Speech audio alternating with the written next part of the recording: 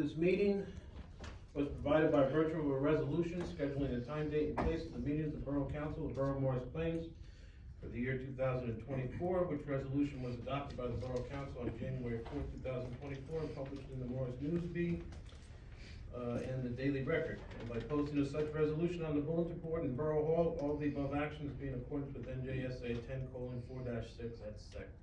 Roll call, please. Mayor Carr. Present. Ms. Varga.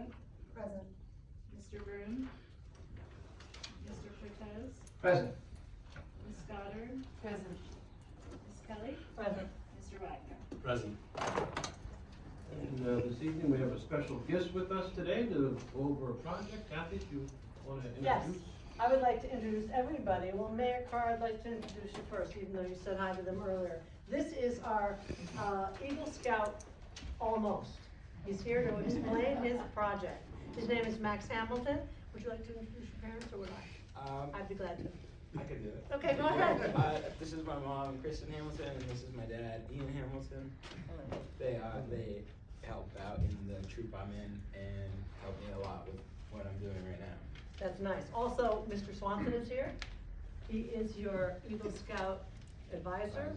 What's the word we picked before? Coordinator. Coordinator, Eagle Scout coordinator. Would you like to start? Yes.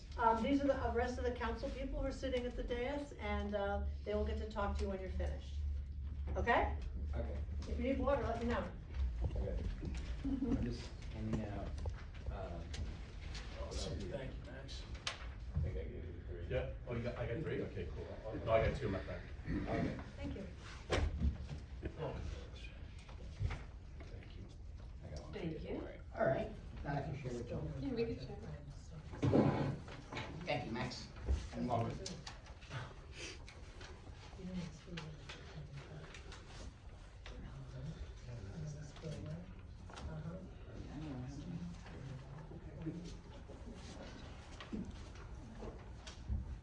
You have enough? I can lower mine. So if you could please go to the page that was like this. Here's the first page. As you heard before, my name is Max Hamilton. I'm a rising Eagle Scout in Troop 39, and I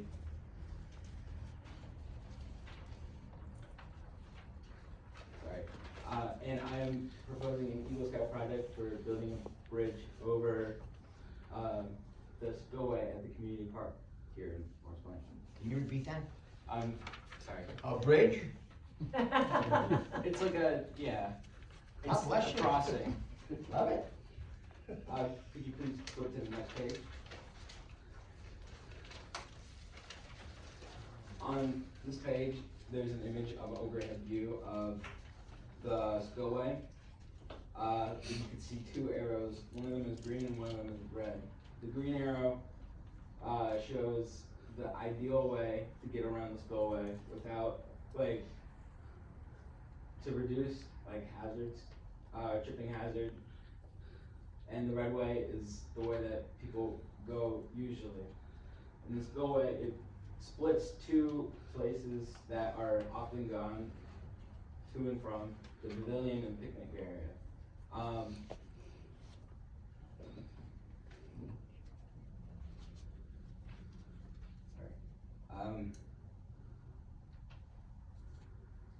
These 2 areas split by the spillway. Most people go through the spillway, which can pose a couple of problems.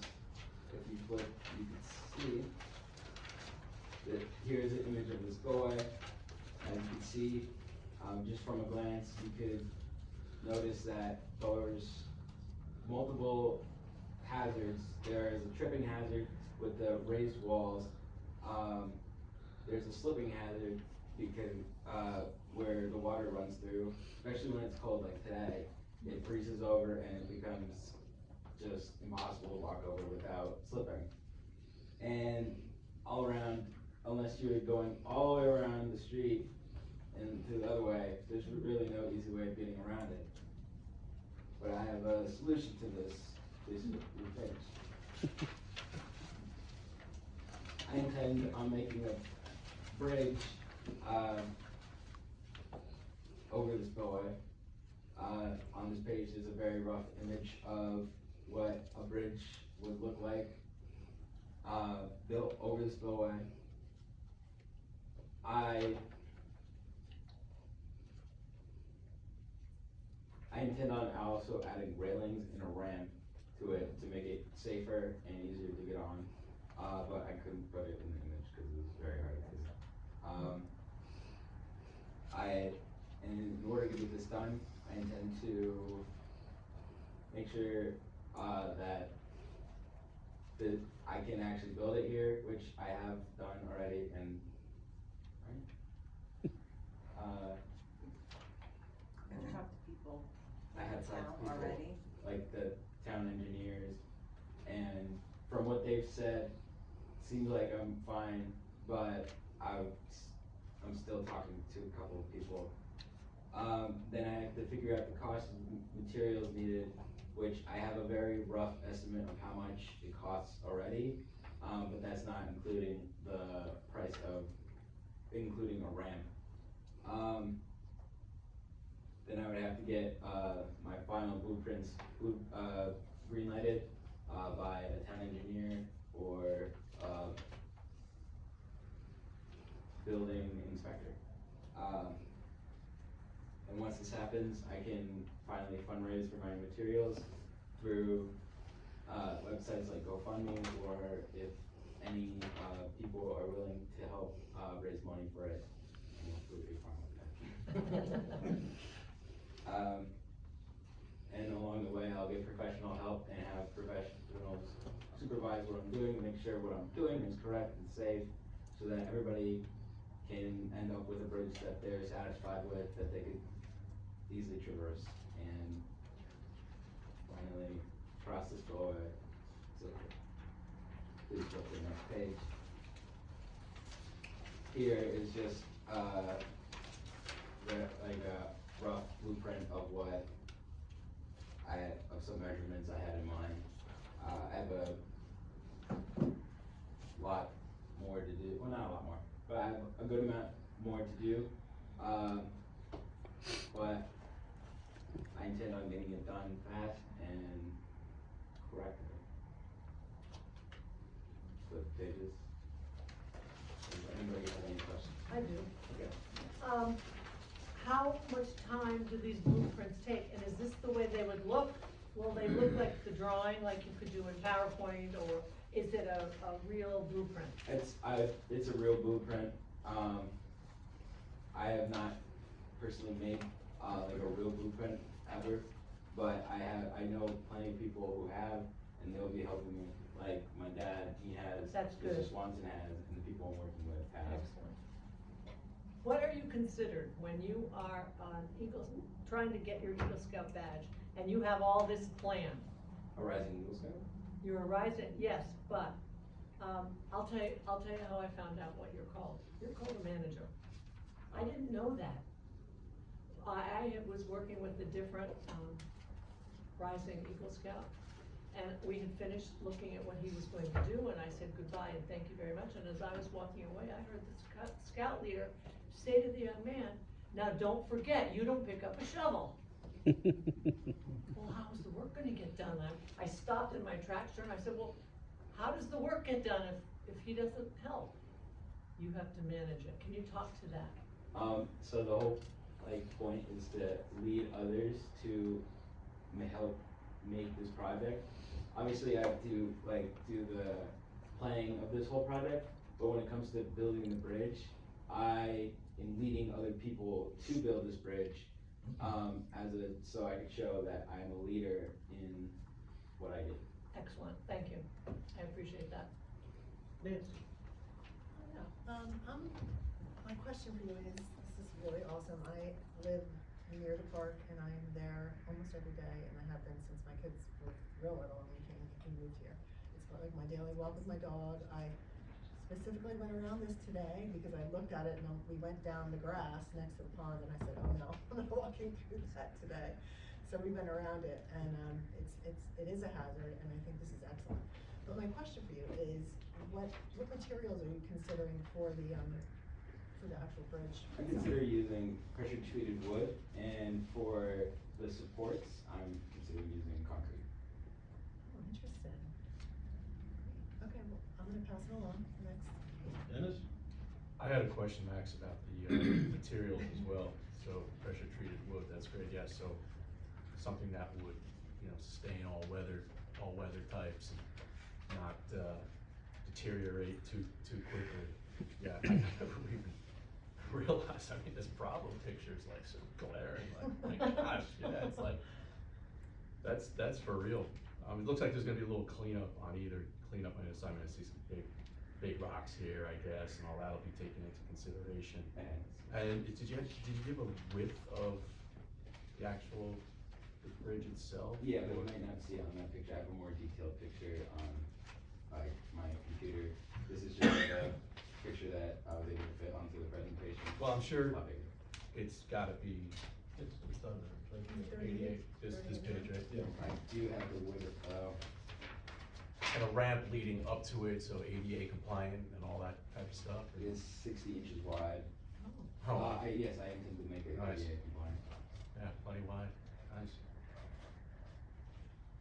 Oh, best wishes, man. Yes, I think it's Yeah, a it's- needed project. Big undertaking. Cause I don't like to walk across it at all. Ah, Everything? yeah. I'm sorry. Joan? No, it's fine. So I think it's a great idea, because whenever I go to take a step to walk across that, I say, I might end up in the front page of the Plains Talk.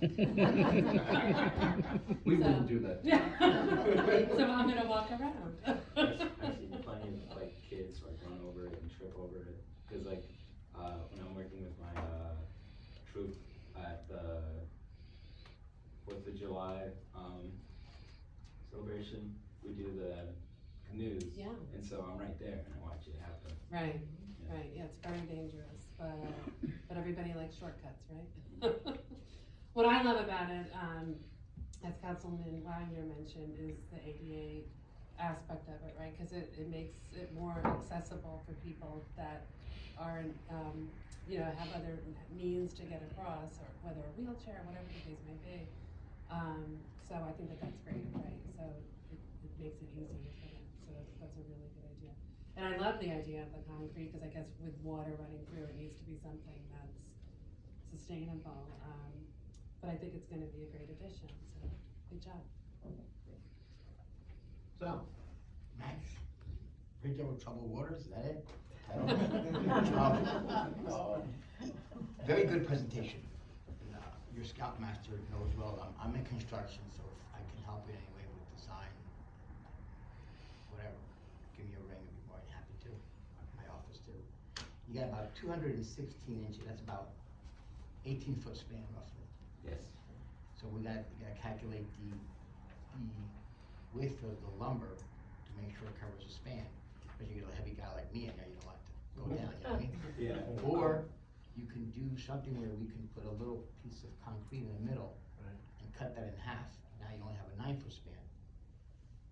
You got 18 here, if you put a little concrete here, you can just use that as support like you have the two sides. It can't touch the bridge. It can't touch the bridge? Can't touch the spillway. Right, then you're gonna have to Yeah. engineer it, that it's Yeah. full span then. Exactly. Okay, and then lastly, where you have the ramp, you can do that in wood, but there's also a product called quarry process, which is typical in the parks. It's a lot cheaper, and once you build that, the DPW has the quarry, they'll have it for your project. You can spread that and just have to maintain a 1 inch per foot pitch, I'll explain that to you too. And that'd be a little easier for you, but beautiful presentation, and I think it's very nice there, cause sometimes you walk there, a little bit of water, and like, am I gonna jump over it? Now I don't gotta worry about that anymore, so they're very nice, and, God bless you, is all I can say, and he has my number. I'd be more than happy to, might be able to have some material for you too, if you need it, okay? Good luck. Max, I think this is a worthwhile project, and it kind of coincides with a lot of the other projects that your troop has done, as you mentioned, with Family Day and the canoes and the dock that's over there. There's a bat house over there, there's paths over there, so this really is a continuation of troops' dedication really to that park and the things that go on there. So I think you gave a fantastic presentation. Your parents, I'm sure, are very proud of you tonight for coming up and talking in front of us. This isn't easy, and I think you nailed it. You did a great job, and I thought the questions were good. I don't see anybody disagreeing with your project here, so I think the green light is to go ahead. We'll take a quick roll. And Sally, for it? 100%. Joan? Yes. Nancy? Yes. Dennis? Yes. Yes, Kathy? absolutely. I think it's unanimous, so it's, we have a good project here, and look forward to seeing it, and any help that you need, reach out to any of our professionals, or Sal, or anybody, more than happy to help you, so. Good luck and congratulations. Thank you. Thank you.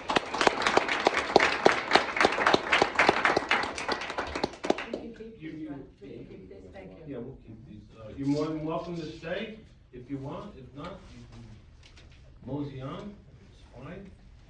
You wanna take the consent calendar with you, I don't know whether you have it or not.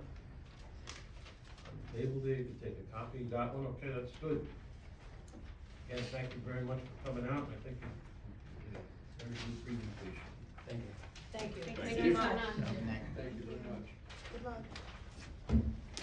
Be in touch.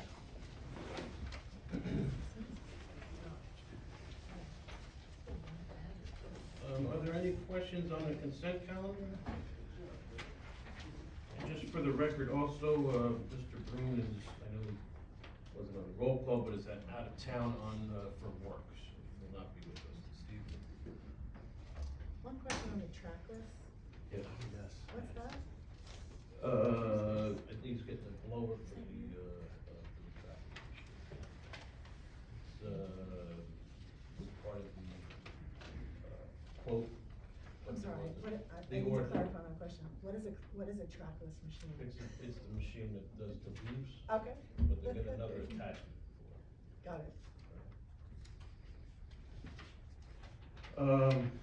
Nancy, do you have anything for comments?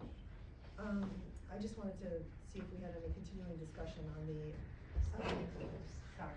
Wanted to see if there was any continuing discussion on the, discussion we had about fire prevention a couple weeks ago. I left some information for everyone to review, to answer the outstanding questions on the table. And just wanted to see if there was additional information or anything else, anybody had any. We'll circle back to that. Anything else? Not from me, no. Dennis? Nothing from me, Mayor, no. No, Kathy? sir. Sal? Not for this part, Mayor. Joe?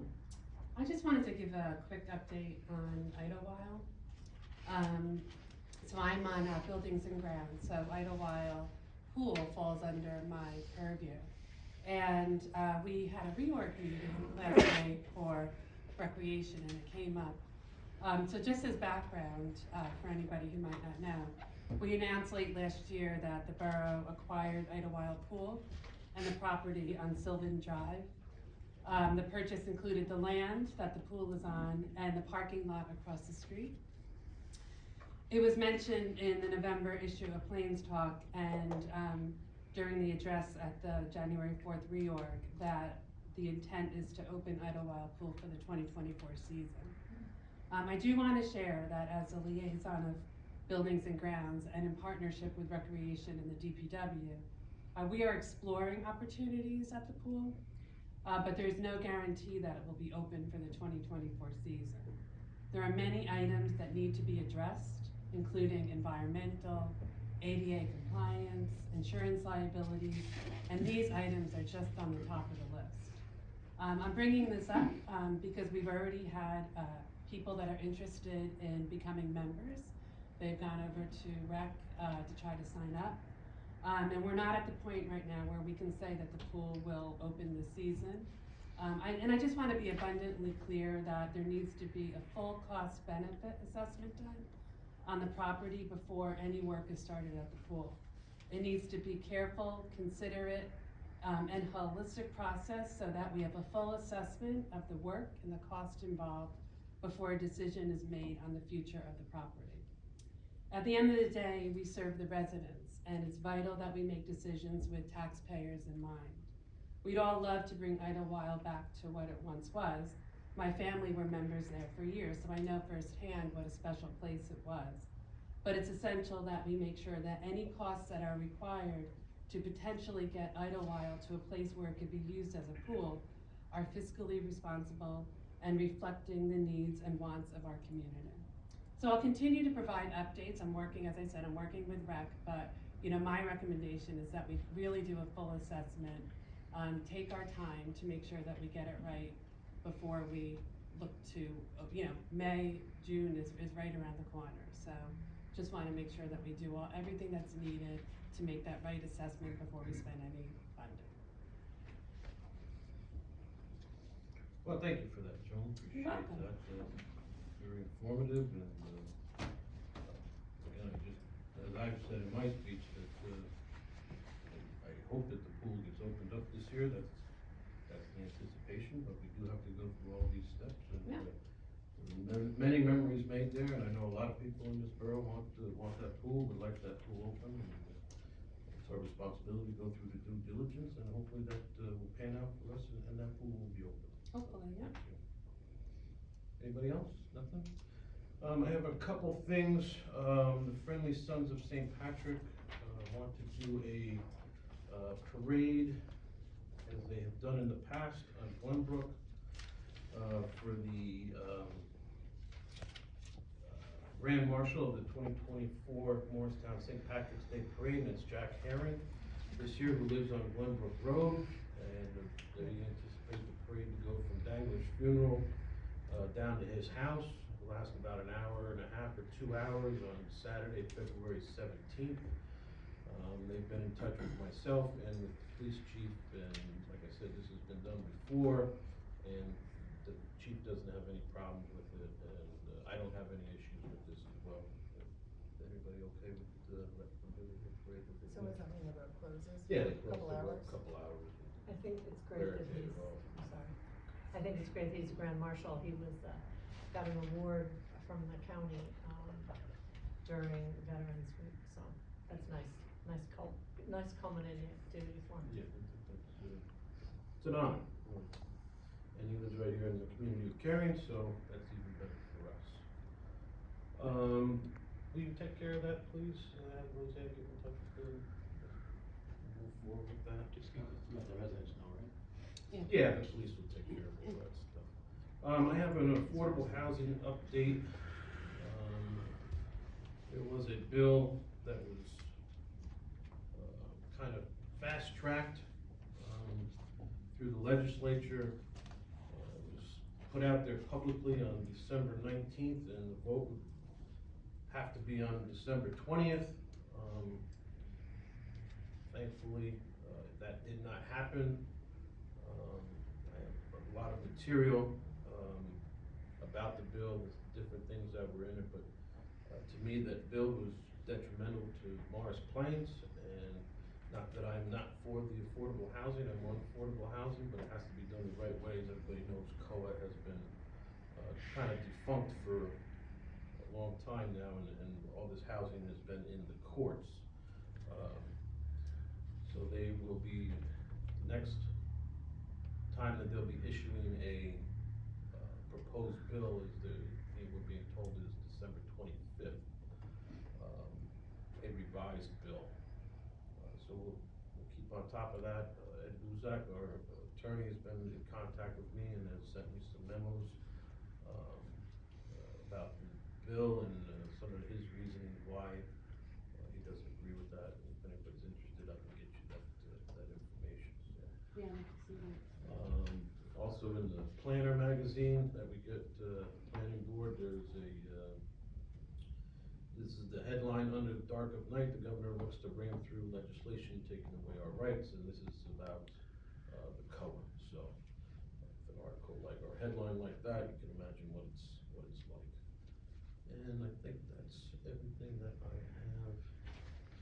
May I just ask a quick question? You Yeah. said, they were gonna vote on it December 25th? No, that's when the next bill is The next bill is supposedly coming coming out. out. Was there a January 25th in that?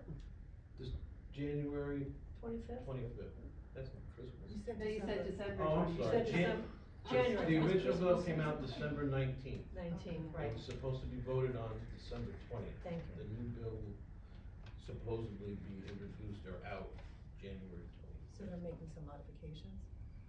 A lot. Good. But we'll see, I don't know where it's going, but. So you said that in the planner, can I look at that article just real quick? You said the governor is ramming it through, or was it the legislature or the governor? It's a long article. Yeah. You can read it yourself. Make up your own mind. I'm just reading the headline. Yeah, it sounds like the legislature, but I'll look at it. Anything else that I think? We're under proposed till what, chapter 25, right? Yeah, next year. I will also be putting together an affordable housing committee. We just settled with them. I will also be putting together an affordable housing committee, that will, try to be ahead of this a little bit. 2025 is 11 months away, and, I remember when we were doing all this COA stuff for the third round, you know, everybody, oh, it's 10 years, it'll be the next round, 10 years. Well, here we are 10 years later, so. Wow. I don't have members of the planning board, member of the council, or professional attorney for affordable housing will be on there. It'll be our planner, but, we have to get ahead of this a little bit and see what we think our obligations may be with this next bill, and what we do have, and some of the credits that we had from the last round, so there's a lot to look into, when it comes to this affordable housing. So there'll be more to this, I'm sure, as we move forward. Circling back to Nancy and her question, I believe we can continue our discussion, I think, on, I don't know what's gonna be discussed here, whether this is open or closed, I don't know, John, so we'll have to take on whatever they're saying or plan to discuss, I guess. I think where we left it was we were discussing whether the position should be full-time, and, I would think that should still be something that we could discuss publicly. As we haven't mentioned any names at this point. I think that's the first discussion that we have to get through, and then who's the right person? I'm just gonna hop in real quick here, and I actually, at the moment, I'm in total agreement with, Councilperson Bergen. I don't wanna get the cart before the horse here, but there are a couple, as I understand it, levels of analysis here. Level number one would be vis-a-vis this position, whether we wanna make it full-time, because it's currently a part-time position. That's issue number one.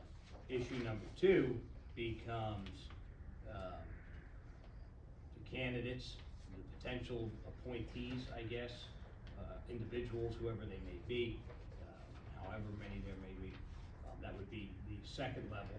And then potentially the third level, might be the parameters of employment, conditions of employment, things along those lines.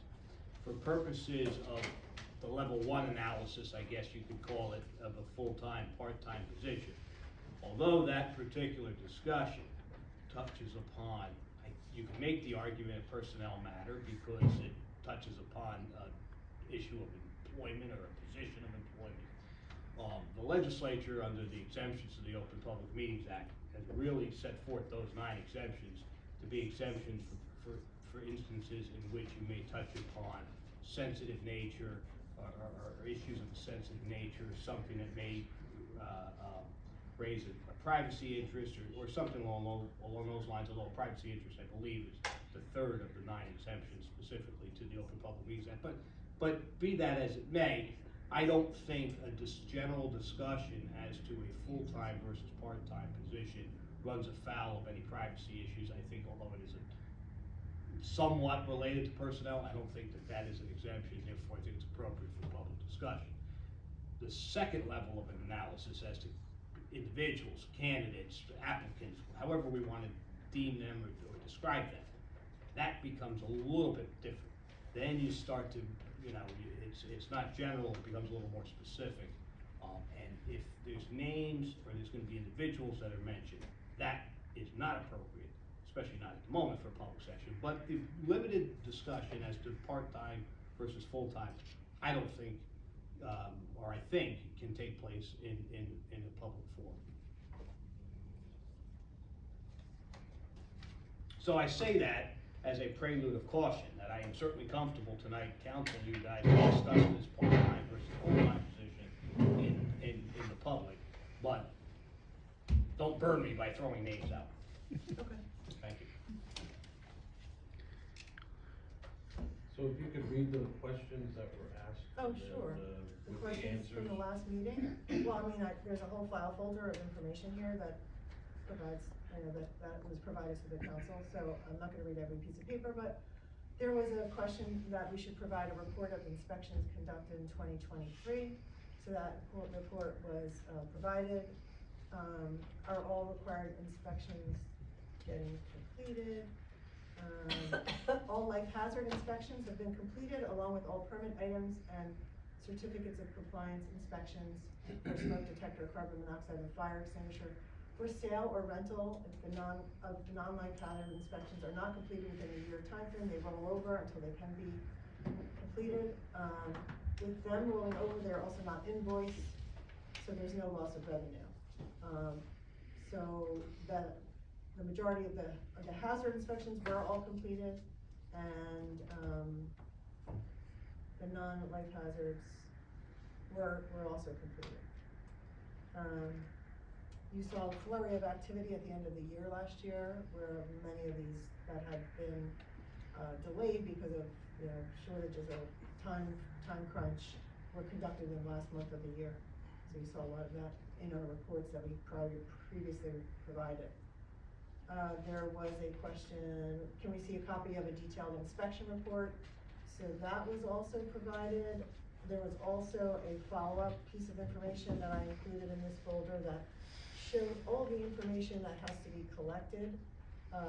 There's like a checklist of information that was provided here as well as the actual report.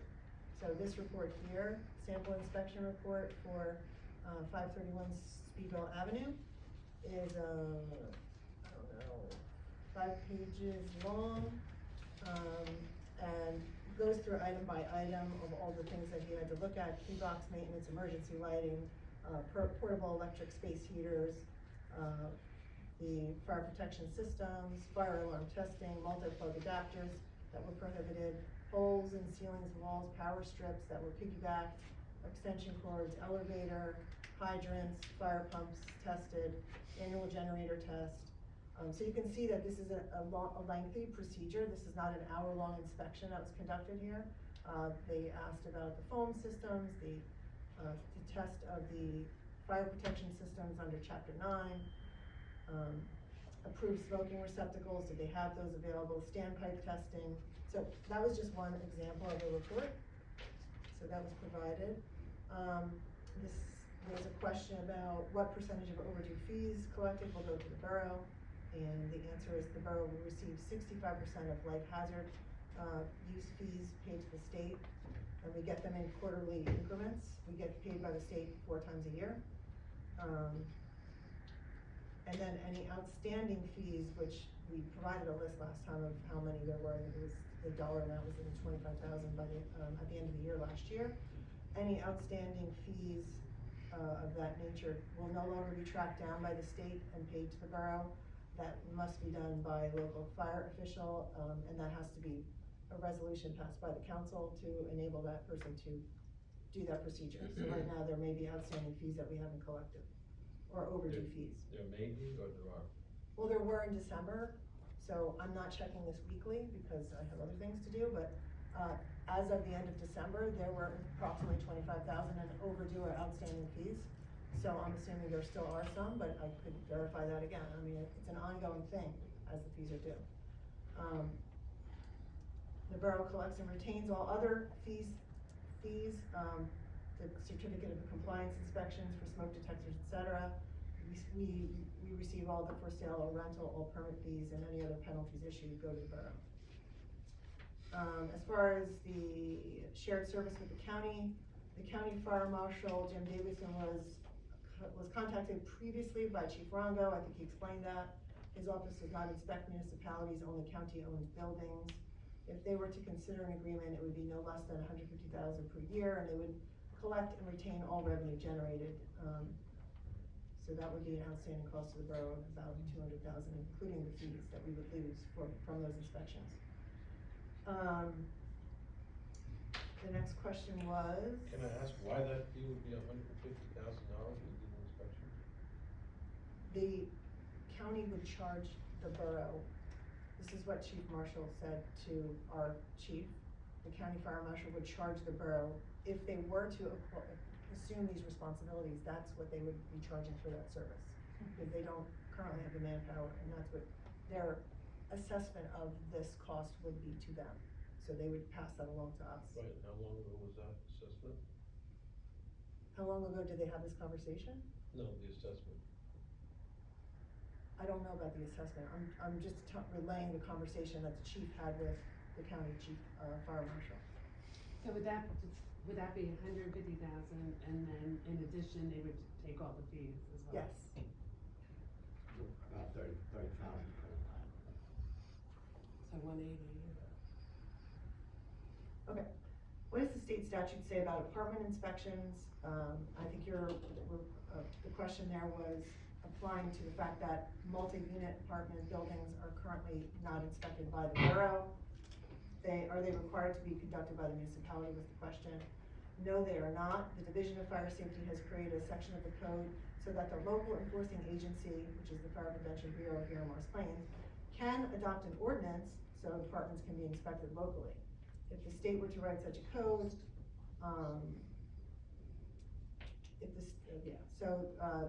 the Division of Fire Safety is in favor of such adoption, of the municipality adopting that. There are many towns who do their own apartment inspections. It is not required by the code that we do them, but we feel, that's the extent of the answer to your question. I already expressed the feeling that I have about why I feel more comfortable having the municipality do those inspections. I think the chief did as well. What did the building manager say about borough conducting the fire safety inspections for new tenants? I reached out to the building managers. I did hear, and it was subsequently included in this packet since I wrote this answer. I did hear from Signature Place, who they're fine with it as long as the borough can work out a process so that it does not delay their tenants. They have a 60-day notice policy, so when someone's moving out, they would call here and say, in 60 days, this person's moving out, can you come and inspect? Which is plenty of time for us to be able to schedule that. There's no problem with that. They just wanna make sure that there's a process that they're included in if we're going to do that. That was Signature Place. And the fire marshal has also spoken with the Highlands in the past, and they're anxious to pass that responsibility along to the borough. Signature Place currently contracts with an outside vendor to do that. In those inspections, is how they explained it to me. They have an external party that does them. They don't do them internally. They pay a fee to have someone do it. So this would be less of a cost to Signature Place. It would be on the fee would be passed along in the lease to the new tenant for this inspection. Or assumed by Signature Place if they wanted to do that. A life hazard use definition is defined as the use of a building or structure that may constitute a potential risk to human life, public welfare, or firefighters.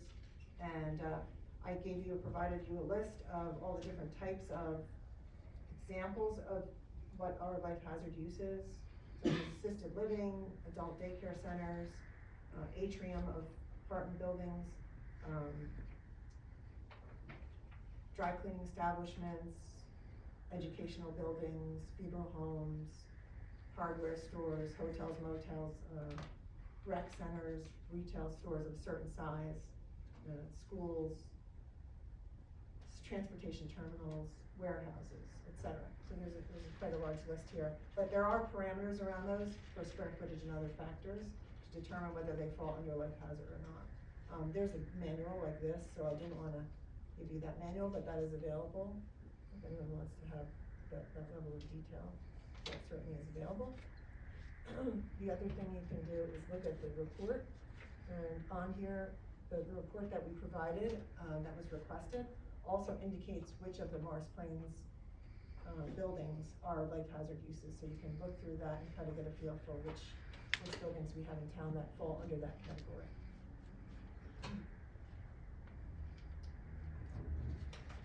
And I think those were the questions that I was able to capture. There may have been others, but those are the ones that I was able to capture.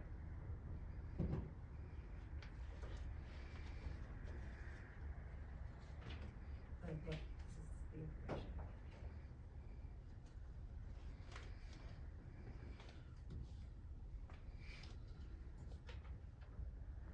Anyone wanna start? Go ahead, Dennis. Why don't Thank you. start? I am leaning towards a full-time position. But I would hope that, and I know I'm happy to entertain whatever discussion we have tonight. I know there's there could be other questions. But I think it would be important for us at our first meeting in February February 1st, I believe, to have a closed session discussion of salary before we take a final vote. We can have a closed session today too, so see where we're at. Right. Kathy, do you have anything to say here? I have a lot to say, I don't know if this is the time to say it. Is it, about this topic? It is about the topic, and I'm not sure that we should have a full-time fire marshal. That's how I felt all along. I think, part-time would be sufficient. I don't know of any, I don't really know the towns in Morris County that have full-time. I don't know of anyone who does have full-time. And I'm still leaning toward that, half-time, part-time. Do you have anything else, Nancy, or any discussion on Kathy's or Dennis's comments? You know, there's additional information. I think I talked to our financial, our CFO, and she expressed some concerns about why do we need this when we have this many inspections, if they each take an hour, and then the paperwork takes an hour, the hours don't add up to full time. But then I'm not doing this job, so if you look at that report that was 5 pages long, you can see that inspection did not take an hour, and I confirmed with the fire marshal that some of the inspections take up to 7 hours, depending on the size of the building and how much, detailed stuff he has to review. And so, that's one part of the role that we're asking for, not just the inspections, but there's a full list that was provided in a prior packet to the council of other responsibilities that the fire marshal has. It goes way beyond inspections. They have to witness the quarterly, semi-annual, and annual tests of life safety devices at some of our buildings in the borough. They have to look at how they are testing their fire suppression systems, their fire pumps, their computer room clean agents. They have all kinds of third-party reports from inspectors that they have to review for these buildings, if they're done by an outside party. They have to do the OPRA requests that we do in other departments. So there's administrative tasks, and there's enforcement tasks that are, so this is an enforcement position, it's not just an inspection position. Site plan review we've mentioned in the past, investigating fires, there's maintaining a list of solar panels in the borough, and so that's important information for the firefighters. The Knox box security system has to be maintained for the borough, for all of the buildings. A list of permitted fire protection contractors for all of the buildings in the borough. All of the other responsibilities that fall under this, and it is essentially the fire marshal's responsibility to enforce the fire code. And if there's something that's lax in the code, that is the person that will be ultimately liable for the infraction.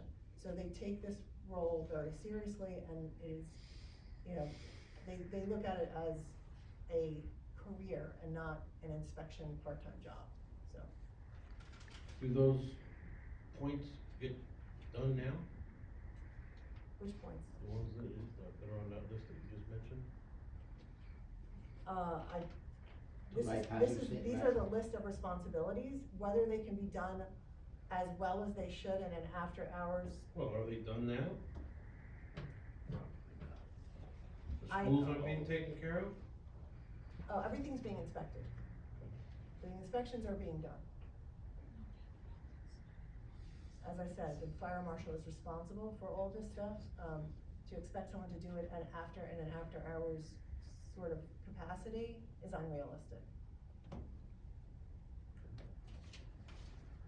Anybody else?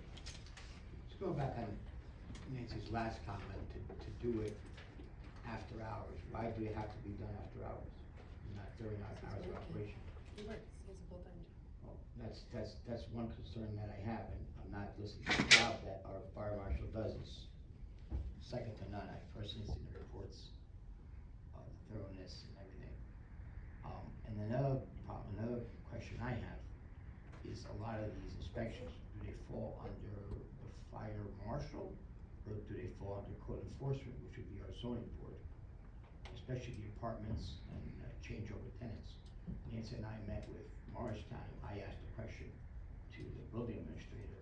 They have a whole division of code enforcement, that when there's a change of tenant, they go in there, they pay a fee, and it's done through the zoning, let's say the zoning construction department, code enforcement, whatever you wanna call that. I just need clarification on that. I think that the job here has grown in Morris Plains, there's no doubt about it. We wanna keep everything safe. I think that discussion that was said in February, will be very helpful to clarify these two areas that I have at least. But Can the you job, repeat the 2 hours? The one is the fact that Morristown does it differently with code enforcement? right, code enforcement, I think, remember when we met with. Yeah, I'm familiar with that. What was yeah. the second point? The second point was, do we expand our zoning department to accommodate our want to regulate the apartments, or do we put it on the fire prevention officer? Do we have code enforcement currently? Yeah, you have a zoning officer. The zoning officer. But we don't have a Now, code that's enforcement. where my mind is a little That's where the split. code- that's Do where- we expand that department? And definitely, this has grown too far, no question about it. Or can we merge the two and figure that out, or do we create two positions? Maybe they could be done by the same person, I don't know that. But, definitely something has to get done, and, I'm yours. So you're for saying that. you just would like to address just the apartment issue? Well, it's not that I just want to, I want to address the entire Morris Plains, and everyone should be safe. If we go into a store, you want to know that there's no danger there. You also want to know if there's a fire that, you know, what Chief Rongo said, that there was boxes in the hallway in one of the restaurants. Well, why are there boxes in the hallway? Is that something that could have been picked up under a second means of egress by his zoning officer? Or I'm sure fire prevention's overqualified to say, listen, this is a means of egress, you can't put boxes here. God forbid a fire, and there are things that we're putting our firemen at risk, and I do have concerns about that. How we go about that is just what I just need to clarify, myself, and how we move forward. That the town is safe, that all the inspections are done, and done accordingly. I'm just going with the recommendation and the request of the department head, the chief of the fire department, and also the fire association, who have asked for this expansion of the fire, this expansion of the fire official role for their own protection and for the protection of the residents. I know they're familiar with how it's done in other towns, and I know that we don't have currently any capacity in the construction office to provide this role. We have an individual and a department that is ready to take this on, and we also have one of the fire calls on December 25th, 5th or 4th, it was either Christmas Eve or Christmas Day. They got a fire call on Hanover Ave for an apartment in Morris Plains. I was sent a picture of the ceiling where there was a wire hanging and absolutely no device for smoke protection, smoke detection. So this is because these apartments haven't been inspected by the state. The state is supposed to do them every 5 years. We don't have anybody with eyes on these. I think the state does only 3 and up, I think. I don't know if they do 3 or 2 It's or not less. private. I'm sorry? I don't believe it's the private homes, we like have apartments. Okay. I don't believe so. So So, I think I can find out. I think it's four. I think it's for the Department of Community Affairs, I think Right. 4 and under, the state doesn't get involved, so. Correct. This is where I'm saying we need something now, whether it's fire prevention, a little bit of zoning, but I think we should fix these problems all at once. And, I'm not saying the town has grown, we've gotten more units, we may need both, not just one, that's all I'm saying. And in Marshtown, the fire prevention officer, I think, walks with the code enforcement officer to do, when they do changeover tanks. I think it's a team effort. I'm just saying Marshtown, please, only because it's local, it's close. Yeah. I'm sure other towns can probably just bring it back to the same thing. I mean, Morris Township has fire prevention. I believe they have, their fire prevention does this inspection. And zoning, But not, which would be Dave, who does, and Aaron, they do all the, code enforcement and everything, and they also have officers. well, so the advantage of having this this opportunity to have an individual from the borough in there to do these fire inspections is that they see some of the other problems and they report them to the construction office, who currently doesn't have a way to get in there. And vice versa.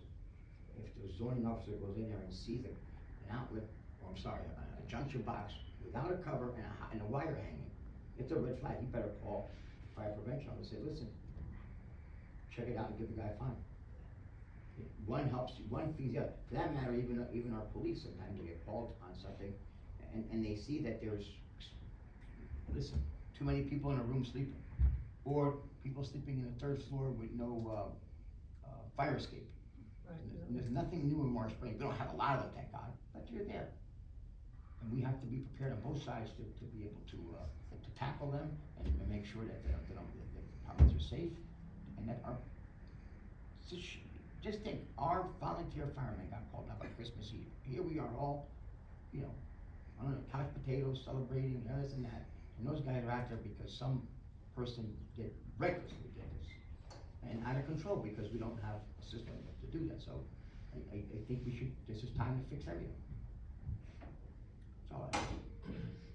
So we only have a minute or two, I'm not gonna go into everything, but,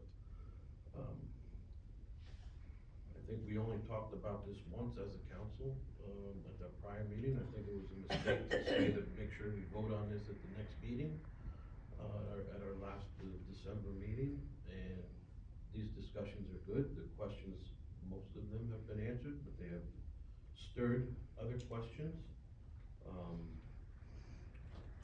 One of the things that I heard here, and I hope that there will be more of, is shared service, whether it's the county or somebody else. There's $150,000 to provide. We don't pay that for health insurance, or for our health inspectors that come into the borough either, so, and that's a shared service to the county, so,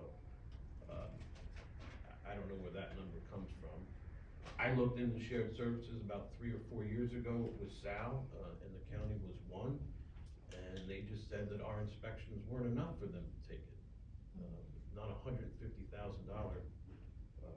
price tag. That very well may be, but I don't think so. I even heard that a council person reached out to them and had a discussion with these agencies, or that one particular agencies, or any agencies for that matter. I do call it county. And I think that really has to be looked at.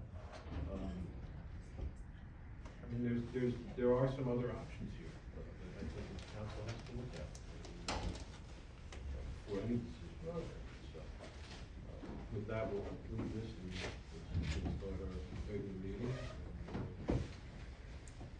I just wanna say that I think there could be questions that could drag on and on and on, or we could come to a decision that we wanna call for a floor vote on whether we wanna move forward with this. Because we could have endless questions on any particular topic on this agenda and never come to closure. I have a lot of things that I'd like to talk, and I haven't had a chance to talk, so. I'd love to hear it. Yep.